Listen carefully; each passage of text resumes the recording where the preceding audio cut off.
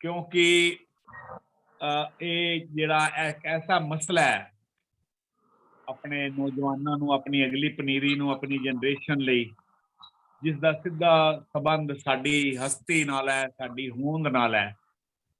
तो बहुत जरूरी है कि ਅਸੀਂ अपने बच्चों नूं किस तरह अपने नाल जोड़िए, क्योंकि सच्ची गल ये है कि कहंदे ने कि दुनिया दे विच किसी बड़े वड्डे सियाने बंदे ने गल कही सी कि तुसी मैनूं दस दिओ कि किसी कौम दा जिहड़ी जवानी है वो किहो जिहे गीत गांदी है।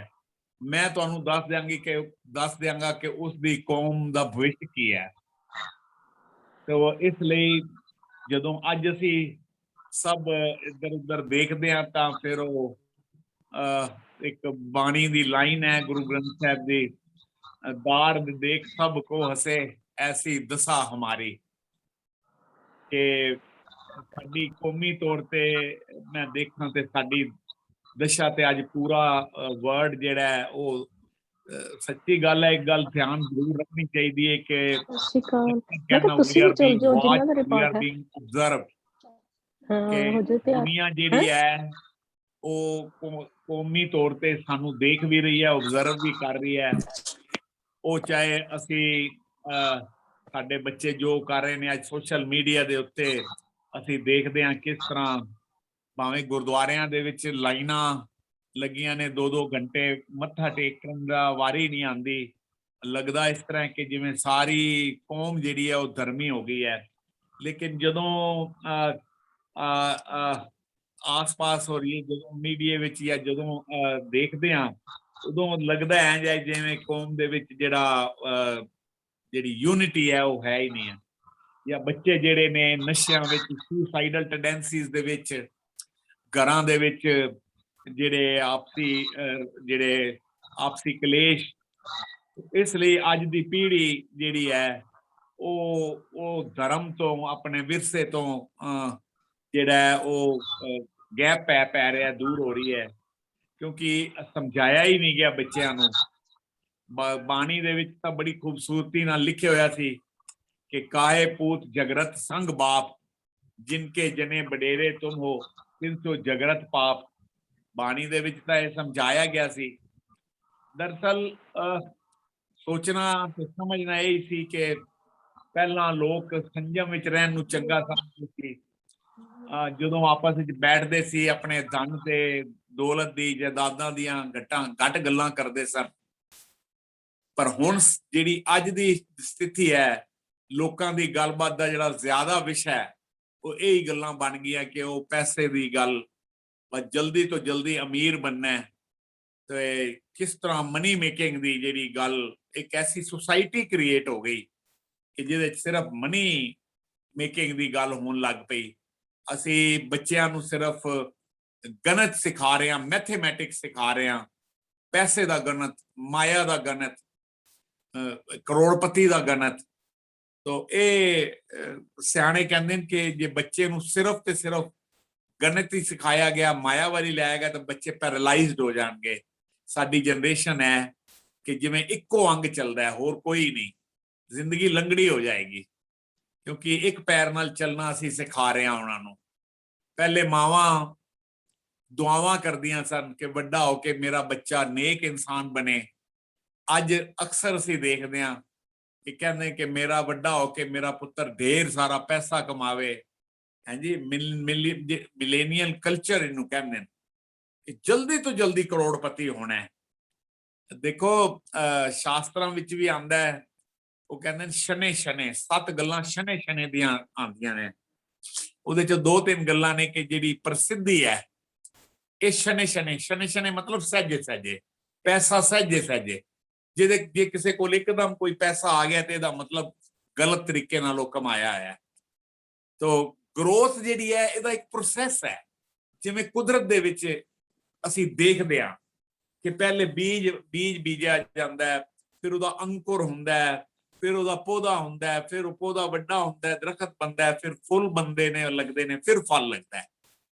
ਤੋ ਇਹ ਜਿਹੜਾ ਪ੍ਰੋਸੈਸ ਹੈ ਇਹ ਕੁਦਰਤ ਡਿਸਪਲੇ ਕਰ ਰਹੀ ਹੈ, ਸਾਨੂੰ ਇਹ ਹੀ ਸਮਝਾਈ ਰਹੀ ਹੈ ਕਿ ਤੁਸੀਂ ਜਿਹੜੀ ਜੀਵਨ ਦਾ ਵਿਕਾਸ ਹੈ ਨਾ, ਇੱਕ ਵਿਕਾਸ ਵਰਡ ਹੈ, ਇੱਕ ਵਿਕਾਸ ਹੈ। ਵਿਕਾਸ ਤਾਂ ਦੁਨਿਆਵੀ ਵਿਕਾਸ ਹੈ, ਦੁਨਿਆਵੀ ਤਰੱਕੀ ਹੈ। ਵਿਕਾਸ ਜਿਹੜਾ ਹੈ, ਵਿਕਾਸ ਦੇ ਵਿੱਚ ਅੰਦਰ ਦੀ ਖੇੜਾ ਹੁੰਦਾ ਹੈ, ਅੰਦਰ ਦੀ ਖੁਸ਼ੀ ਹੁੰਦੀ ਹੈ। ਤਾਂ ਹੀ ਗੁਰੂ ਨਾਨਕ ਸਾਹਿਬ ਨੇ ਵਿਕਾਸ ਸ਼ਬਦ ਕਿਹਾ, ਨਾਨਕ ਭਗਤਾ ਸਭਾ ਵਿਕਾਸ।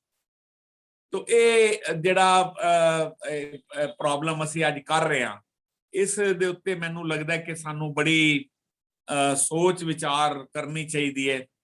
ਇੱਕ ਵਰਡ ਦੀ ਸਟੈਟਿਕਸ ਹੋਈ, ਉਹਦੇ ਵਿੱਚ ਉਹਨੇ ਕਿਹਾ ਕਿ ਅੱਜ ਦਿਨ ਪ੍ਰਤੀ ਦਿਨ ਪਰਿਵਾਰ ਜਿਹੜੇ ਨੇ ਉਹ ਟੁੱਟ ਰਹੇ ਨੇ। ਮੈਰਿਡ ਲਾਈਫ ਜਿਹੜੀ ਹੈ ਇੱਕ ਖੂਬਸੂਰਤ ਇੰਸਟੀਟਿਊਸ਼ਨ ਹੈ, ਪਰ ਇਸ ਪ੍ਰਤੀ ਜਿਹੜੀ ਬੇਰੁਖੀ ਵੱਧ ਰਹੀ ਹੈ। ਅੱਜ ਦੇ ਜਿਹੜੇ ਨੌਜਵਾਨ ਨੇ ਇਕੱਲਾ ਰਹਿਣਾ ਪਸੰਦ ਕਰ ਰਹੇ ਨੇ, ਡਿਪਰੈਸ਼ਨ ਨੇ ਘਰਾਂ ਦੇ ਵਿੱਚ। ਤੋ ਉਹ WHO ਜਿਹੜਾ ਵਰਲਡ ਹੈਲਥ ਆਰਗੇਨਾਈਜੇਸ਼ਨ ਵਾਲੇ, ਉਹਨਾਂ ਨੇ ਇਸ ਗੱਲ ਦੇ ਉੱਤੇ ਖੋਜ ਕੀਤੀ। ਉਹ ਕਹਿੰਦੇ ਨੇ ਕਿ ਅੱਜ ਹਰ ਘਰ ਦੇ ਵਿੱਚ ਜਿਹੜਾ ਡਿਪਰੈਸ਼ਨ ਹੈ, ਇਸ ਦੇ ਨਾਲ ਕੀ ਹੋ ਰਿਹਾ ਹੈ ਕਿ ਬੱਚੇ ਸਾਡੇ ਤੋਂ ਰੈਬਲ ਹੋ ਰਹੇ ਨੇ, ਡਿਵੋਰਸ ਵੱਧ ਰਹੇ ਨੇ। ਤੋ ਸੈਲਫ ਰਿਸਪੈਕਟ ਜਿਹੜੀ ਗੱਲ ਹੈ ਫੈਮਿਲੀ ਦੇ ਵਿੱਚ, ਹਰ ਬੰਦੇ ਦੇ ਵਿੱਚ ਜਦੋਂ ਆਪਸੀ ਜਿਹੜਾ ਉਹਨਾਂ ਦਾ ਆਪਸੀ ਪ੍ਰੇਮ ਪਿਆਰ ਨਹੀਂ ਹੁੰਦਾ, ਤੇ ਉਹਦੇ ਨਾਲ ਜਿਹੜੀ ਹੈ ਇੱਕ ਨਫ਼ਰਤ ਵੱਧਦੀ ਹੈ, ਉਹਦੇ ਸੈਲਫ ਰਿਸਪੈਕਟ ਨਹੀਂ ਰਹਿੰਦੀ। ਤਾਂ ਇੱਕ ਬਹੁਤ ਵੱਡੇ ਵੈਸਟਰਨ ਫਿਲਾਸਫਰ ਨੇ, ਉਹਨਾਂ ਨੇ ਇੱਕ ਬੜੀ ਕਮਾਲ ਦੀ ਗੱਲ ਲਿਖੀ। ਉਹ ਲਿਖਦੇ ਨੇ ਕਿ ਜਦੋਂ ਮੈਂ ਪੈਦਾ ਹੋਇਆ ਤਾਂ ਮੇਰੇ ਦੇਸ਼ ਵਿੱਚ ਘਰ ਸੀ, ਹੋਮ, ਲੇਕਿਨ ਹੁਣ ਜਦੋਂ ਮੈਂ ਬੁੱਢਾ ਹੋ ਕੇ ਆਪਣਾ ਅੰਤਮ ਸਾਹਾਂ ਵਿੱਚ ਆ ਤਾਂ ਮੇਰੇ ਦੇਸ਼ ਵਿੱਚ ਕੇਵਲ ਮਕਾਨ ਰਹਿ ਗਏ ਨੇ। ਹੋਮ ਜਿਹੜਾ ਹੈ, ਹੋਮ ਘਟ ਰਹੇ ਨੇ, ਮਕਾਨ ਵੱਧ ਰਹੇ ਨੇ। ਹੋਮ ਮਤਲਬ ਜਿੱਥੇ ਪੂਰਾ ਪਰਿਵਾਰ ਹੈ, ਜਿੱਥੇ ਪੂਰਾ ਪਰਿਵਾਰ ਇਕੱਠਾ ਰਹਿੰਦਾ ਹੈ। ਘਰ ਤੇ ਹੋਮ ਦੇ ਵਿੱਚ ਬੜਾ ਫਰਕ ਹੈ, ਬਹੁਤ ਫਰਕ ਹੈ। ਅਗਰ ਕੋਈ ਫਰਕ ਹੈ ਤਾਂ ਉਹ ਸਾਰਾ ਫਰਕ ਜਿਹੜਾ ਹੈ ਉਹ ਇਸਤਰੀ ਤੇ ਨਿਰਭਰ ਕਰਦਾ ਹੈ ਕਿ ਇਸਤਰੀ ਦਾ ਜਿਹੜਾ ਮਾਂ ਰੂਪ ਹੈ, ਪਤਨੀ ਰੂਪ ਹੈ, ਧੀ ਰੂਪ ਹੈ, ਇਹ ਫਰਕ ਹੈ। ਇਸਤਰੀ ਜਿਹੜੀ ਹੈ ਉਹ ਉਸਨੂੰ ਜਿਹੜੀ ਹੈ ਉਹ ਹੋਮ ਬਣਾਉਂਦੀ ਹੈ, ਤੇ ਇਸਤਰੀ ਕਰਕੇ ਹੀ ਉਹ ਹੋਮ ਹਾਊਸ ਬਣ ਜਾਂਦਾ ਹੈ। ਤਾਂ ਮੈਂ ਕਹਿਣਾ ਇਹ ਚਾਹੁੰਦਾ ਕਿ ਜਦ ਘਰ ਦੇ ਵਿੱਚ ਇਤਫਾਕ ਹੋਏਗਾ, ਬੱਚਿਆਂ ਨੂੰ ਅਸੀਂ ਵੈਲਿਊ ਸਿਸਟਮ ਦੇਵਾਂਗੇ, ਤਾਂ ਜਿਹੜਾ ਸਾਡਾ ਅਸੀਂ ਅੰਦਰੋਂ ਵੰਡੇ ਹੋਇਆ, ਕਹਿੰਦੇ ਨਾ ਵੀ ਆਰ ਡਿਵਾਈਡਡ ਵਿਦਇਨ, ਕਿ ਅਸੀਂ ਆਪਸ ਵਿੱਚ ਅੰਦਰੋਂ ਪਰੇਸ਼ਾਨੀ ਵਿੱਚ ਰਹਿੰਦੇ ਹਾਂ, ਤਾਂ ਫਿਰ ਡਿਵਾਈਡਡ, ਅੰਦਰੋਂ ਡਿਵਾਈਡਡ ਹੋ ਜਾਂਦੇ, ਜਿਹਦੇ ਨਾਲ ਫਰਸਟ੍ਰੇਸ਼ਨ ਪੈਦਾ ਹੁੰਦੀ ਹੈ। ਤਾਂ ਬੱਚਿਆਂ ਨੂੰ ਅਸੀਂ ਕਿਵੇਂ ਆਪਣੇ ਨਾਲ ਜੋੜਨਾ ਹੈ, ਤੇ ਉਹਦੇ ਵਿੱਚ ਇੰਨਾ ਹੀ ਕਹਾਂਗਾ ਕਿ ਬੱਚਿਆਂ ਨੂੰ ਜਿੰਨੇ ਮਰਜ਼ੀ ਉਪਦੇਸ਼ ਦਿਓ, ਉਹ ਕਰਨਗੇ ਉਹੀ ਜੋ ਮਾਤਾ ਪਿਤਾ ਨੂੰ ਕਰਦੇ ਵੇਖਦੇ ਨੇ। ਸੰਸਕਾਰ ਜਿਹੜੇ ਨੇ ਇਹ ਮਨੁੱਖ ਨੂੰ ਉੱਥੇ ਲੈ ਜਾਂਦੇ ਨੇ ਜਿੱਥੇ ਕੋਈ ਦੁਨੀਆ ਦੀ ਪੈਸਾ ਨਹੀਂ ਲਿਆ ਸਕਦਾ। ਤੋ ਇਸ ਲਈ ਮੈਨੂੰ ਲੱਗਦਾ ਕਿ ਅੱਜ ਦੀ ਇਹ ਬੜੀ ਵੱਡੀ ਜ਼ਰੂਰਤ ਹੈ ਕਿ ਇੱਕ ਬੜਾ ਮਸ਼ਹੂਰ ਬੁੱਤ ਬਣਾਉਣ ਵਾਲਾ ਮਾਈਕਲ ਐਂਜਲੋ, ਉਹ ਵਰਡ ਦਾ ਮੰਨਿਆ, ਉਹ ਕਹਿੰਦਾ ਕਿ ਕਿਸੇ ਨੇ ਉਹਨੂੰ ਪੁੱਛਿਆ ਕਿ ਤੁਸੀਂ ਇੰਨੇ ਵਧੀਆ ਤੇ ਖੂਬਸੂਰਤ ਬੁੱਤ ਕਿਸ ਤਰ੍ਹਾਂ ਬਣਾਉਂਦੇ ਹੋ, ਤੇ ਉਹਦਾ ਜਵਾਬ ਸੀ ਕਿ ਵੱਡੇ ਵੱਡੇ ਪੱਥਰਾਂ ਦੇ ਵਿੱਚ ਬੁੱਤ ਤਾਂ ਪਹਿਲਾਂ ਹੀ ਪਿਆ ਹੋਇਆ ਸੀ, ਮੈਂ ਤਾਂ ਸਿਰਫ ਉਸਨੂੰ ਤਰਾਸ਼ ਕੇ ਬਾਹਰ ਕੱਢ ਲੈਣਾ। ਇਸੇ ਤਰ੍ਹਾਂ ਬੱਚਿਆਂ ਵਿੱਚ ਵੀ, ਸਾਡੇ ਧੀਆਂ ਦੇ ਵਿੱਚ, ਸਾਡੇ ਪੁੱਤਰਾਂ ਦੇ ਵਿੱਚ ਚੰਗੇ ਇਨਸਾਨ ਨੂੰ ਪ੍ਰਗਟ ਕਰਨਾ, ਇਹ ਮਾਤਾ ਪਿਤਾ ਦਾ ਜਿਹੜੀ ਹੈ, ਇਹ ਮਾਤਾ ਪਿਤਾ ਦਾ ਫਰਜ਼ ਵੀ ਹੈ, ਜ਼ਿੰਮੇਵਾਰੀ ਵੀ ਹੈ। ਤੋ ਮੈਂ ਇਸ ਵਿੱਚ ਬੜੀਆਂ ਬਾਣੀ ਦੇ ਵਿੱਚ ਸਾਨੂੰ ਵਾਰ-ਵਾਰ ਜਿਹੜਾ ਇਹ ਸਮਝਾਇਆ ਗਿਆ ਕਿ ਕਿਸ ਤਰ੍ਹਾਂ ਅਸੀਂ ਆਪਣੇ ਰਿਸ਼ਤਿਆਂ ਨੂੰ ਕਾਇਮ ਕਰਨਾ ਹੈ।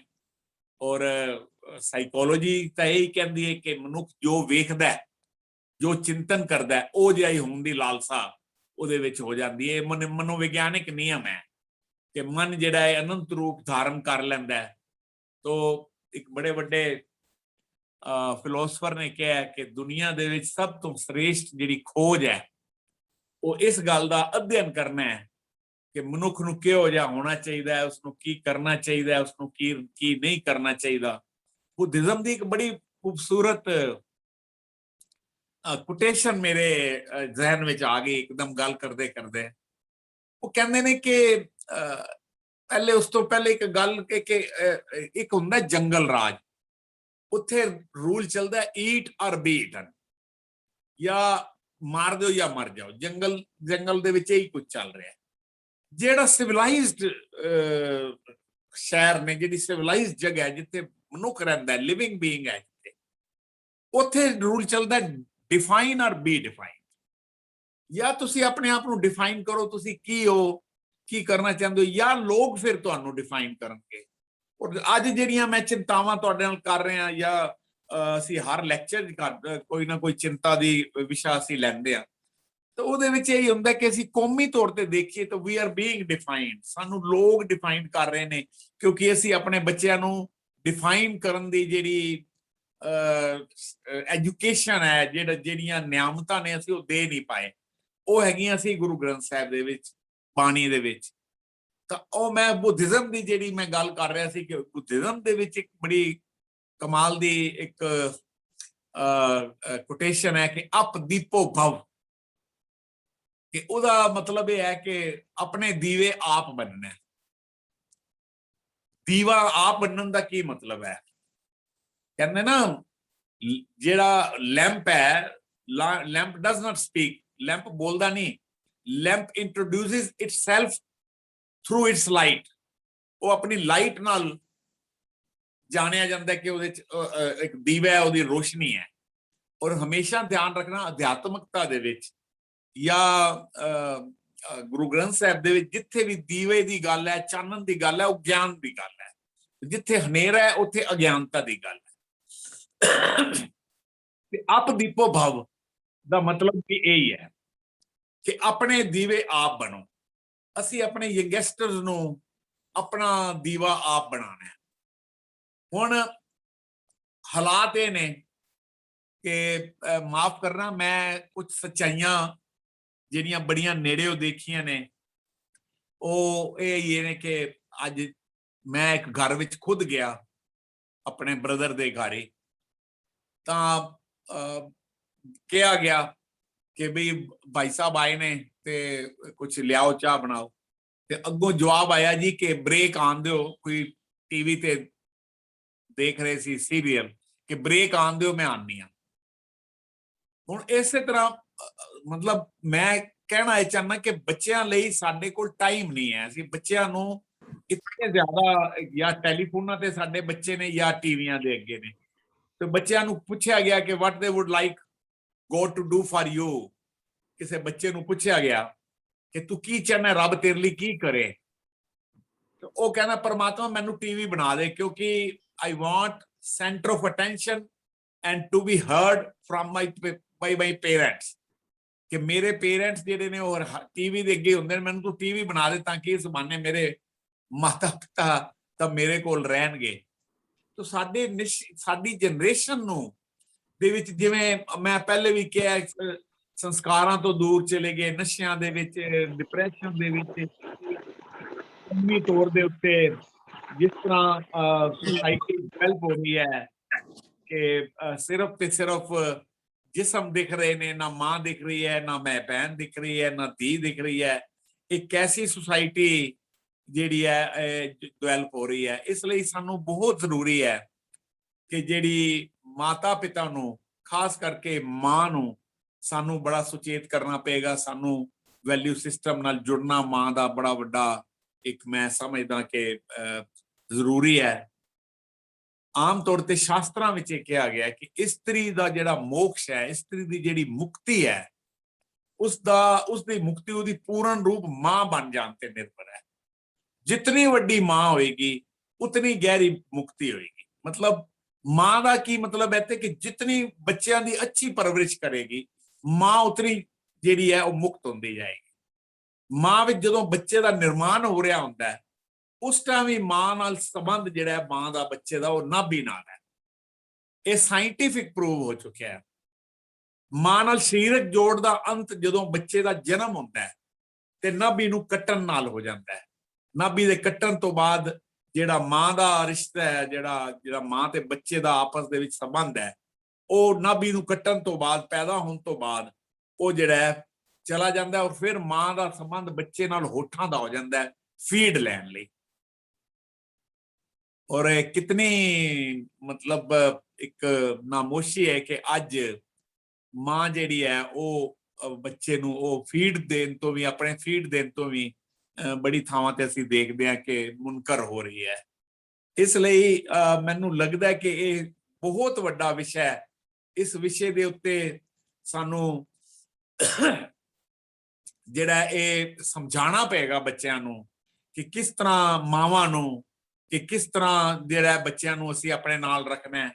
ਜਿਵੇਂ ਮੈਂ ਹੁਣੇ ਮਨੀ ਮੇਕਿੰਗ ਦੀ ਗੱਲ ਕੀਤੀ ਸੀ, ਤਾਂ ਪਹਿਲੇ ਵੀ ਇੱਕ ਲੈਕਚਰ ਦੇ ਵਿੱਚ ਅਸੀਂ ਮਨੀ ਮੇਕਿੰਗ ਦੀਆਂ ਗੱਲਾਂ, ਜਦੋਂ ਰੈਲੇਵੈਂਸ ਆਫ ਗੁਰੂ ਗ੍ਰੰਥ ਸਾਹਿਬ ਦੀ ਗੱਲ ਕੀਤੀ ਸੀ ਅਸੀਂ, ਤਾਂ ਉਸ ਲਈ ਬੜਾ ਜ਼ਰੂਰੀ ਹੈ ਕਿ ਸਾਨੂੰ ਬੱਚਿਆਂ ਨੂੰ ਆਪਣੇ ਨਾਲ ਜੋੜਨਾ ਪਏਗਾ।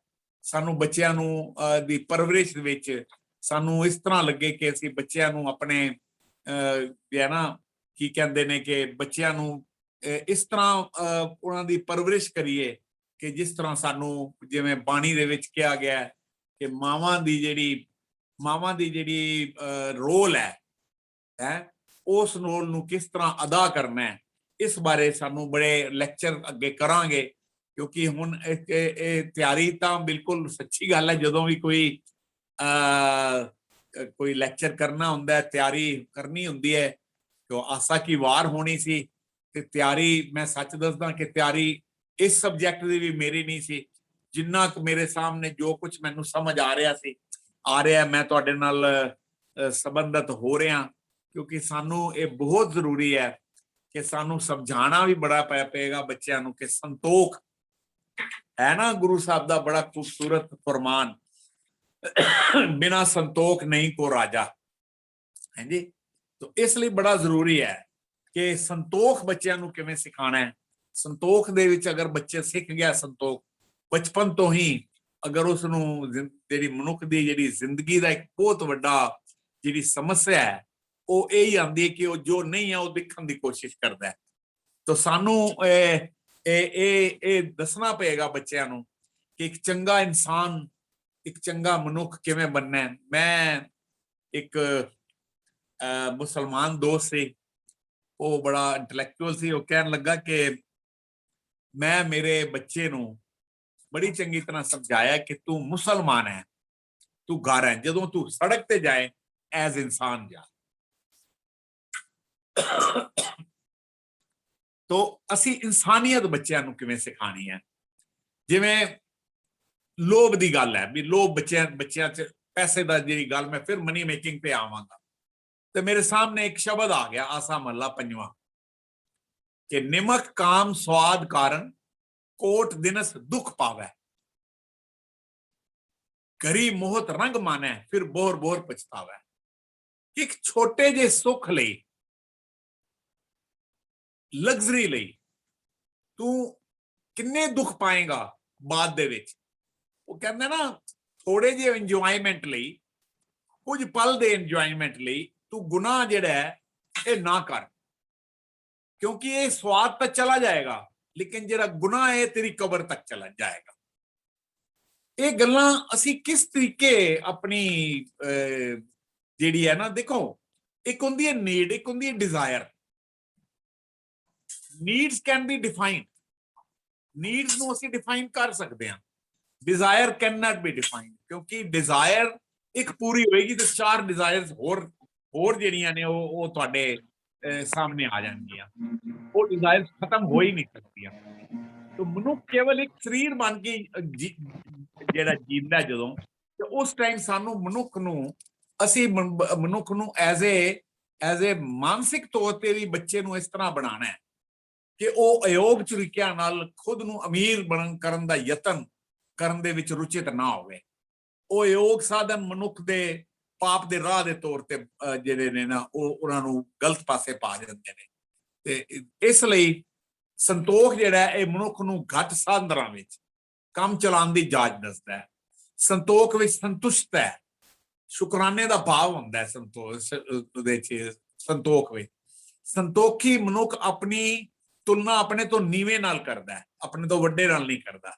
ਆਪਣੇ ਤੋਂ ਉੱਚੇ ਦੀ ਰੀਸ ਕਾਰਨ ਮਨੁੱਖ ਦੁਖੀ ਹੁੰਦਾ ਹੈ। ਇਹ ਗੱਲ ਸਾਨੂੰ ਸਮਝਣੀ ਚਾਹੀਦੀ। ਬਹੁਤ ਲੋਕ ਇਸ ਕਰਕੇ ਦੁਖੀ ਨਹੀਂ ਹੁੰਦੇ ਕਿ ਉਹਨਾਂ ਕੋਲ ਕੋਈ ਸੁੱਖ ਸੁਵਿਧਾ ਨਹੀਂ ਹੈ, ਉਹਨਾਂ ਕੋਲ ਕਾਰ ਨਹੀਂ, ਉਹਨਾਂ ਕੋਲ ਹੋਰ ਚੀਜ਼ਾਂ ਨਹੀਂ, ਸਗੋਂ ਇਸ ਕਰਕੇ ਦੁਖੀ ਹੁੰਦੇ ਨੇ ਕਿ ਉਹਨਾਂ ਕੋਲ, ਉਹਨਾਂ ਦੇ ਸ਼ਰੀਕਾਂ ਕੋਲ ਬੜਾ ਕੁਝ ਹੈ। ਨੇ ਇਹ ਸੋਚਾਂ ਤੇ सानू बच्चों की परवरिश ध्यान रखता है कि जो उपलब्ध है उस विच जीना, उसे नू देखना, उस नाल जुड़ के उसे विच जीना, इनू मिनिमलिज्म भी कहते हैं। हुण मेरी गल दसो, असीं अमृतसर जाना है या कित्थे बाहर जाना है, सफर भावें शताब्दी दा दी एग्जैक्टिव दियां कुर्सियां ते चाहिए, भावें ऑर्डनरी ट्रेन विच जाइए, डेस्टिनेशन जिहड़ा है वो तो साडा उही है। घड़ी भावें 1 लाख वाली पाई होवे, भावें टाइटन दी 500 रुपए वाली पाई होवे, समा देखना है असीं। ਇਹ ਗੱਲਾਂ ਸਮਝਾਉਣ ਦੀਆਂ, ਭਾਵੇਂ ਰੋਲੈਕਸ ਦੀ ਹੋਵੇ, ਭਾਵੇਂ HMT ਦੀ ਹੋਵੇ, फोन भावें आईफोन होवे, भावें लोकल कोई छोटा जा होवे, गलबात करनी है तो कितनी गलत हैरानीजनक गल है, कितनी अमेजिंग गल है कि जिहड़ा साडा जिहड़ा स्टैंडर्ड ऑफ लिविंग है, असीं उस नूं बुला के अपना लाइफ स्टैंडर्ड ऑफ लाइफ जिहड़ा है उस नूं असीं इग्नोर कर दिंदे हां। तो मनुख ने अपने अंदर जिथों जीवन प्रवेश पा सकता है, उहदे जिहड़े दरवाजे ने वो लगदा है कि बंद करते ने। धर्म जो दया तो संतोख दी पैदा हुंदा है, उस तो दूरी जिहड़ी है असीं कर लई, इहदा मुख कारण ये ही मैनूं लगदा है कि इहदा मुख कारण ये है। मैं बड़ी बार कहना कि मनुख नूं छड्ड के शायद ही कोई होर पूरी लिविंग बीइंग विच होएगा जिहड़ा कोई इत्थे उदास हुंदा होवेगा। ते इसलिए मैनूं लगदा है कि सानू बच्चों नूं शुरुआत तो ही इस तरह की जिहड़ी है परवरिश देनी चाहिए है, जिस तरीके नाल ओ वड्डे होके जिवें संतोख ते सबर की गल कीती है, क्योंकि संतोख ते सबर वो सदगुण है जो मनुख नूं लोभ तो लालच तो रोक के उसको जो भी है उस तो संतुष्ट रहना सिखाता है। ये सदगुण जिहड़ा है ये तरक्की का विरोधी नहीं। एक गल ये गुरु साहब ने घाल करके अपनी खुशहाली जिहड़ी है करन दी गल कीती है। जीवन दियां जिहड़ियां जरूरतां करना पूरियां करना ही जीवन नहीं है, जीवन शरीर तो उस तो ज्यादा है। बल्कि तो धर्म का मनोरथ जिहड़ा है ये सहूलता तक नहीं, योग्यता तक लै जाना है, संकीर्णता तो समुचता तक ले जाने का एक रस्ता है धर्म। परमात्मा नूं खोजना नहीं, परमात्मा नूं जीना है। संतोखी जीवन जिहड़ा है ये परमात्मा नूं जीना ही हुंदा है। धर्म शरीर दे तल ते नहीं, रूह दे तल ते जीना हुंदा है। जिस तरह मैं गुरु नानक साहब की अर्थशास्त्र दसिया, गाल खाए पिछोथों दे, एक कमाल का एक सानू गुरु नानक साहब ने, मैनू लगता कि एक गल गाल खाए कि छत्थों दे। तुसी कदी सोचो तो सही, जिहड़ी गुरु नानक साहब ने एक सानू कितना वड्डा एक मैनीफेस्टो, किरत करो नाम जपो वंड छको, ये गाल खाए कि छत्थों दे, ये बाणी जिस तरह दसिया गया है कि नाम जपन तो पहला जिहड़ी गल कीती गई है, नाम जपन तो पहले किरत की गल की गई है, गाल खाए कि जत्थों दे। हुण किरत जिहड़ी है ये किरत बहुत जरूरी है। किरत ईमानदाराना जिहड़ी है, जिहड़ी हत्थां नाल कीती जावे, उस तो बाद नाम जपन की गल है, उस तो बाद वंड छकन की गल है। भी जो कोई वंड वंड ते दे देता वही तुहाडा है, वही तुहाडी पूंजी है, बाकी सब व्यर्थ है। ये परमात्मा दा अर्थशास्त्र है। जो कुछ वंड दिता वही तुहाडी पूंजी है, ये परमात्मा दी इकनोमिक्स है। तो इसलिए जिहड़ा बिना संतोख नहीं कोई राजा, ये जिंदगी दा सानू एक मैनू लगता है कि एक बना देना चाहिए, एक साडा मैनीफेस्टो कि मनुख दी मानसिकता ऐसी है जो दूसरे दी है उस विच रस, जो अपने कोल है उस विच रस नहीं, वो रसहीन है। इसलिए 2 3 4 बड़िया खूबसूरत गुरु ग्रंथ साहब दियां फरमान ने, सिंपलसिटी दे, संतोख रहन दे कि हर रुखी रोटी खाए संभाले, हर अंतर बाहर नजर निहाले। तो सिंपलसिटी लई सानू कहा गया, संतोखी बनन लई कहा गया है। खाए खाए करे बद फैली, ਜਾਨ ਵਿਸਕੀ ਵਾੜੀ ਜੀਓ। ਹੁਣ ਇੰਨਾ ਬੰਦਾ ਖਾ ਲੈਂਦਾ, ਖਾ ਖਾ ਕੇ ਫਿਰ ਆਪਣੇ ਸਰੀਰ ਨੂੰ ਵੀ ਬਿਮਾਰ ਕਰ ਲੈਂਦਾ ਹੈ, ਫਿਰ ਗੰਦ ਜਿਹੜਾ ਉਹ ਸਾਰਾ ਸਰੀਰ ਤੋਂ ਬਾਹਰ ਨਿਕਲਣਾ। ਇਸੇ ਤਰ੍ਹਾਂ ਰੁੱਖੀ ਸੁੱਖੀ ਖਾਏ ਕੇ ਠੰਡਾ ਪਾਣੀ ਪੀਓ, ਫਰੀਦਾ ਦੇਖ ਪਰਾਈ ਚੋਪੜੀ ਨਾ ਤਰਸਾਏ ਜੀਓ। ਇਹ ਸਾਰੀਆਂ ਗੱਲਾਂ ਅਸੀਂ ਬੱਚਿਆਂ ਤੱਕ ਪਹੁੰਚਾਉਣੀਆਂ ਨੇ। ਕਿਸ ਤਰ੍ਹਾਂ ਬੱਚਿਆਂ ਨੂੰ ਅਸੀਂ ਆਪਣੇ ਨਾਲ ਜੋੜਨ ਦੀ ਗੱਲ ਕਰਨ ਵੇਲੇ ਇਹ ਸੋਚਣਾ ਹੈ ਕਿ ਅਸੀਂ ਬੱਚਿਆਂ ਨੂੰ ਕਿਸ ਤਰ੍ਹਾਂ ਨਾਲ ਜੋੜੀਏ। ਇਸ ਲਈ ਮੈਨੂੰ ਲੱਗਦਾ ਹੈ ਕਿ ਜਦ ਤੱਕ ਅਸੀਂ ਉਹ ਹੈ ਨਾ, ਮੈਂ ਜਿਹੜੀ ਸ਼ੁਰੂਆਤ ਕੀਤੀ, ਦੀਵਾ ਬਲੇ ਅੰਧੇਰਾ ਜਾਏ, वेद पाठ मत पापा खाए, उगवे सूर न जापे चंद, जय ज्ञान प्रगास अज्ञान मटन। और दुनिया दा सब तो जेड़ा वड्डा भरम है, इल्यूजन है, वो अज्ञानता है। ते गुरु नानक साहब सानू वार वार अज्ञान मिटन दी गल करते ने, दीवा जलान दी गल करते ने। हैं जी, बिन तेल दीवा क्यों जली? तेल की है? तेल नाम सिमरन है, तेल परमात्मा का एहसास है। ਇਹ ਸਾਰੀਆਂ ਗੱਲਾਂ ਜਿਹੜੀਆਂ ਨੇ ਇਹ ਸਾਨੂੰ ਸਮਝਣੀਆਂ ਪੈਣਗੀਆਂ। ਸਾਨੂੰ ਬੱਚਿਆਂ ਨੂੰ ਸਿਖਾਉਣਾ ਪਏਗਾ ਕਿ ਗੁਰ ਮਿਲ ਚੱਜ ਅਚਾਰ ਸਿੱਖ, ਤੁਧ ਕਦੇ ਨਾ ਲੱਗੇ ਦੁੱਖ। ਚੱਜ ਅਚਾਰ ਕੀ ਹੈ? ਵੇ ਆਫ ਲਾਈਫ ਹੈ, ਵੇ ਆਫ ਲਾਈਫ ਹੈ। ਤਾਂ ਇਹ ਸਾਨੂੰ ਬੱਚਿਆਂ ਨੂੰ ਕਿਸ ਤਰੀਕੇ ਸਮਝਾਣੀ ਹੈ ਗੱਲ, ਇਸ ਲਈ ਸਾਨੂੰ ਪਹਿਲੇ ਸਾਨੂੰ ਆਪ ਸਮਝਣਾ ਪਏਗਾ। ਸਾਨੂੰ ਆਪ ਅਸੀਂ ਕੁਝ ਗੱਲਾਂ, ਮੈਨੂੰ ਮਾਫ ਕਰਨਾ, ਆਮ ਤੌਰ ਤੇ ਸਾਡੇ ਵਿੱਚ ਬਾਣੀਆਂ ਨੂੰ ਯਾਦ ਕਰਨ ਦੀ, ਕੰਠ ਕਰਨ ਦੀ ਬੜੀ ਪ੍ਰਥਾ ਹੈ। ਔਰ ਅਸੀਂ ਜਿੰਨੀਆਂ ਬਾਣੀਆਂ ਜ਼ਿਆਦਾ ਕੰਠ ਨੇ, ਅਸੀਂ ਉਹਨਾਂ ਨੂੰ ਬਹੁਤ ਮਾਣ ਦਿੰਦੇ ਹਾਂ, ਸਤਿਕਾਰ ਕਰਦੇ ਹਾਂ। ਠੀਕ ਹੈ, ਸਤਿਕਾਰ ਦੇਣਾ ਬੜਾ ਜ਼ਰੂਰੀ ਵੀ ਹੈ, ਪਰ ਸਿਆਣੇ ਕਹਿੰਦੇ ਨੇ ਕਿ ਇਸ ਨੂੰ ਕੰਠ ਕਰਨਾ ਬਹੁਤ ਚੰਗੀ ਗੱਲ ਹੈ, ਲੇਕਿਨ ਇਸ ਨੂੰ ਸਮਝਣਾ, ਬਾਣੀ ਨੂੰ ਸਮਝਣਾ। Memory is not intelligence. ਜਿਹੜੀ ਸਿਰਫ ਯਾਦ ਕਰਨਾ ਹੈ, ਇਹ ਸਿਆਣਪ ਬੁੱਧੀ ਨਹੀਂ ਹੈ। Having more information and memory is not intelligence. Intelligence ਹੈ ਜਦੋਂ ਤੁਸੀਂ ਕਿਸੇ ਵੈਲਿਊ ਸਿਸਟਮ ਨੂੰ, ਕਿਸੇ ਚੰਗੀ ਗੱਲ ਨੂੰ ਪੜ੍ਹ ਕੇ, ਉਸ ਨੂੰ ਸਮਝ ਕੇ, ਫਿਰ ਆਪਣੀ ਜ਼ਿੰਦਗੀ ਦੇ ਵਿੱਚ ਜਿਹੜਾ ਉਹ ਉਹਨੂੰ ਅਮਲ ਵਿੱਚ ਲਿਆਣਾ ਹੈ। ਜਿਹੜੇ ਖਜ਼ਾਨੇ ਸਾਡੇ ਗੁਰੂਆਂ ਨੇ ਸਾਡੇ ਲਈ ਛੱਡੇ ਸੀ, ਅਸੀਂ ਉਹਨਾਂ ਵੱਲ ਪਰਤੀਏ।